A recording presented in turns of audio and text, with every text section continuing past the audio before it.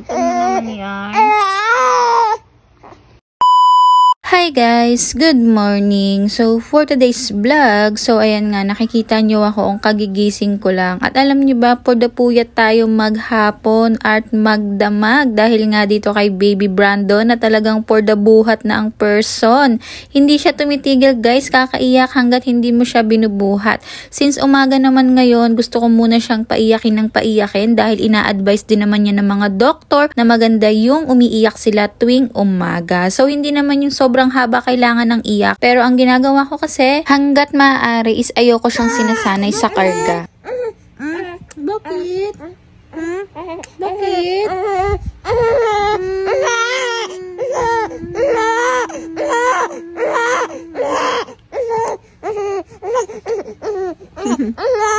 Dede yan. Mama naman, dede yan. Dede yan. Opo.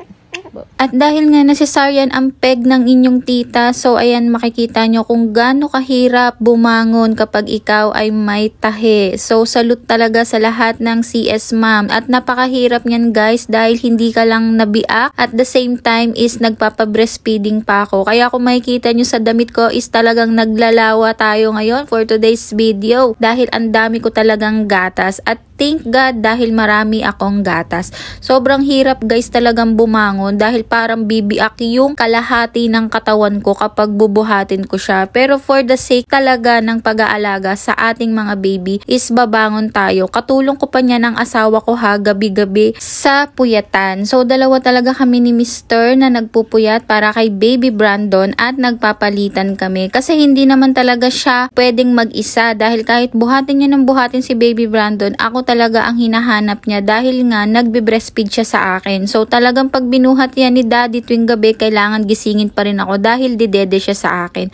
So ganun nga guys ang nangyayari sa aming pamilya at napakahirap nga talaga ang nagpupuyat pero hindi naman matatawaran yung pagkakaroon ng baby ulit sa pamilya. At dahil nga for the breastfeed ang tita nyo, ayan nga guys, 2 hours kaming magbe-breastfeeding niya ni Baby Brandon. So ganyan talaga ang pinaka-routine niya. Siya ay magbe-breastfeed and then kapag ibinaba mo, bigla siyang iiyak. Ganyan lagi ang ginagawa niya. Alam nyo ba guys, habang pinapa-breastfeed ko siya, ay medyo napapaisip ako. Alam nyo ba na sabi ko, ang hirap pala ulit na mag-alaga, lalo na napakatagal mo na siyang hindi ginagawa. Nakakapanibago, nakakapuyat. Pero alam nyo ba pag naiisip ko, kung gaano namin katagal hinintay ang blessing na magkaroon ulit ng baby at eto na nga ibinigay sa amin si Baby Brandon. Sobrang thankful ko pa rin guys. Alam nyo ba, backstory lang tayo, nung nasa Taiwan kaming mag-asawa, talagang twice a week nagpapa-check up ako for the sake lang na mabuntis ako guys ulit. Talagang nagpapaalaga ako sa OB-GYN. Dumating na ako sa to the point na umiiyak na ako noon na baka hindi na kami ulit mabigyan ng anak. Kasi nga ang iniisip ko talaga guys, sobrang pagod, ganyan, stress ka sa work at umabot na rin ako sa punto na alam nyo ba yung ihi ko,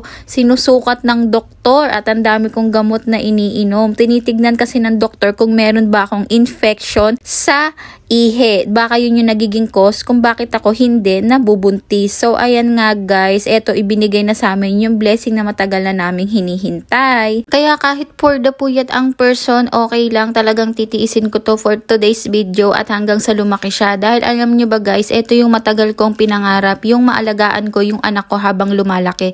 Dahil way back doon kay Ate JB at kay Kuya Gian, talagang hindi ko sila naalagaan dahil talagang career woman ako at working mom ako nung mga panahon na yon. So talagang hindi ako nag-aalaga sa kanila, kinukuha ko sila ng yaya for the sake na mag-survive kami financially. At dahil ito na nga ang big break ko na nagkaroon kami ulit ng baby, talagang kakaririn ko to na maging full-time mom. Alam niyo ba, minsan naiisip ko or sinasabi ko sa asawa ko, gusto ko nang mag-work pero ayaw niya rin. 'Di ba sabi niya sa akin, 'di ba ito yung pangarap pangarap mo, yung mag-alaga ka ng anak mo since birth. So, alagaan mo lang yan, akong bahala. So, 'di ba? Yun din naman yung nagpapagaan sa buhay kapag meron kang asawa na masasandalan, na sa hirap at ginhawa ay magkasama kayo at lahat ng pangangailangan mo ibinibigay niya. At hindi lang yan, guys, siya rin talaga yung katulong ko simula't simula noon nang masesaryan ako at nung ipinanganak ko si baby is talagang joint force kaming dalawa sa pag-aalaga kay baby at hindi niya naman ako pinabayaan. So talagang